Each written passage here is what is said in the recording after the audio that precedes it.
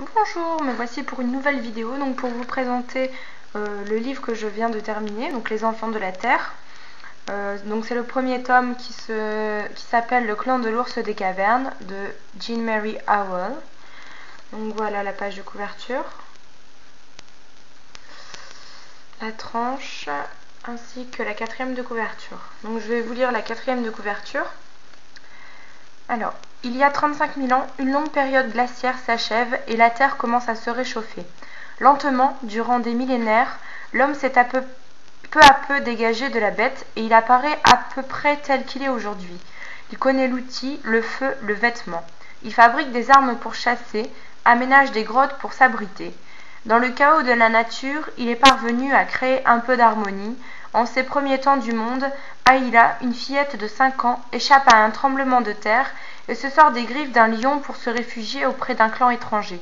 On l'adopte. Très vite, les gestes et les paroles d'Aïla suscitent l'étonnement et l'inquiétude. Donc ça c'est le premier tome de 5 tomes de ce que j'ai vu en librairie. Alors, la petite biographie donc, qui est notée au début du livre de Jean Mary Howell. Donc américaine, Jean Howell a été cadre dans une société d'électronique avant de se lancer dans la rédaction des Enfants de la Terre. Fruit d'un considérable travail de documentation, cette saga préhistorique a connu un succès immédiat et spectaculaire aux États-Unis et a été diffusée dans le monde entier. Voilà. Donc le deuxième tome s'appelle La vallée des chevaux, le troisième Les chasseurs de mammouths, la quatrième première partie Le grand voyage, deuxième partie Le retour d'Aïla, cinquième tome première partie Les refuges de pierre, ainsi que la deuxième partie qui s'appelle aussi Les refuges de pierre. Voilà, donc franchement j'ai adoré ce livre, il est méga génial, je lui donne la note de 5 sur 5, c'est franchement un livre qui m'a... Waouh. Alors je vous explique un petit peu. Donc Aïla, au début du livre, se retrouve seule suite à la fin à un tremblement de terre. Donc en fait, elle perd tout son entourage, toute sa famille, etc. Donc elle se retrouve seule.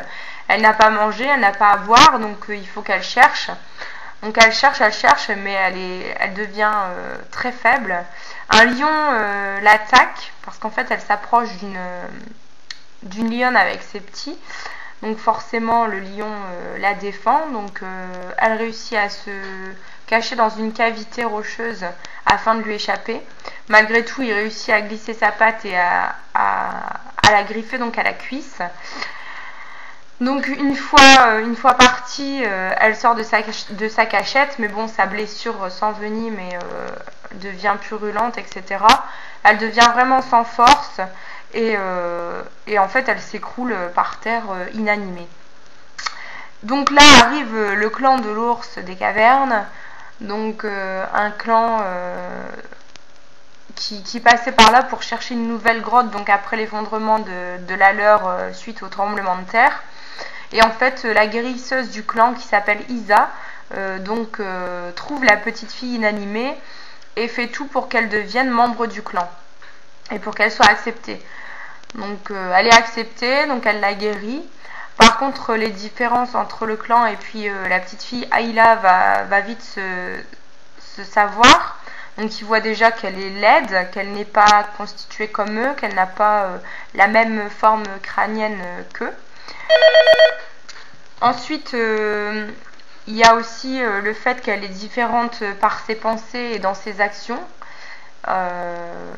Elle essaye pourtant de se conformer aux règles du clan et aux traditions, mais c'est très dur pour elle, très très dur. Donc elle y arrive quand même. Par contre, donc le fils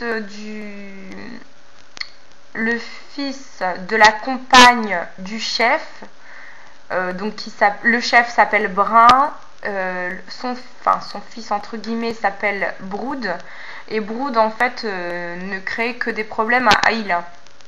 Donc en fait il la déteste et pour elle c'est réciproque et en fait ça va lui créer des problèmes par la suite. Je ne vous en raconte pas plus, donc on sait qu'elle a été acceptée, etc. mais qu'elle reste différente tout au long du livre. Donc il va lui arriver plusieurs péripéties. J'ai adoré le style du livre parce qu'en fait il est très bien écrit. Il n'y a jamais un moment où on s'ennuie. Franchement, je l'ai lu vraiment très rapidement. J'ai même failli pleurer à 2 reprises dans le livre, tellement c'était plein d'émotions. Et le personnage d'Aïla est très très attachant. Alors je me suis attachée aussi au personnage d'Isa, donc la guérisseuse, qui est devenue un peu la maman d'Aïla. Ainsi que Kreb, donc Kreb c'est le Mogur, donc c'est le sorcier du clan. Ensuite la petite sœur d'Aïla, donc Uba aussi est très attachante. Et voilà, donc ce livre franchement je vous le conseille, j'ai vraiment adoré. Au début je le lisais en même temps que le livre de Stephen King et je l'avais délaissé un petit moment pour terminer l'autre, et quand je l'ai repris franchement c'était vraiment génial. Alors il y a des critiques qui disent que les faits préhistoriques qui sont donc décrits dans ce livre ne sont pas forcément vrais, donc notamment il y a plein d'erreurs. Mais moi j'ai découvert pas mal de choses donc sur le temps de la préhistoire et de l'homme de Néandertal, et bon, il est très bien détaillé en ce qui concerne les plantes, les façons de guérir, les façons de chasser, tout ce qu'on peut découvrir par rapport aux outils qui ont été créés, comment ils créent leurs outils et leur poterie aussi. Donc j'ai trouvé ça vraiment pas mal. On découvre beaucoup de choses sur l'histoire de l'époque en fait. Voilà. Que dire d'autre? J'ai mis donc la note de 5 sur 5.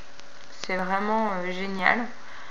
Et j'ai vraiment hâte de lire la suite. Alors j'ai acheté les 3 autres tomes. Le problème c'est que le dernier tome a été acheté avant moi par une autre personne, donc je n'ai pas le dernier. Alors je ne vais pas les lire tout de suite les autres tomes, je ne vais pas les lire tout de suite parce que j'aimerais bien faire une petite pause. Mais c'est vrai qu'à la fin du livre, c'est déchirant et on a envie de connaître la suite. Voilà, mais je vous en dirai pas plus. Je garde le silence concernant ce livre. Je vous le conseille vraiment. C'est vraiment un super beau livre. Voilà. Donc si vous hésitez à l'acheter ou à le lire, franchement, moi je vous le conseille. Voilà. Donc n'hésitez pas, si vous l'avez lu, à me laisser des petits commentaires. Il n'y a aucun souci, j'aimerais bien en discuter justement. C'est vraiment le livre pour moi, un vrai coup de cœur. Voilà. Donc je reviens tout de suite pour une autre vidéo parce que j'ai terminé plusieurs livres. Donc je vous dis à tout de suite, ciao ciao.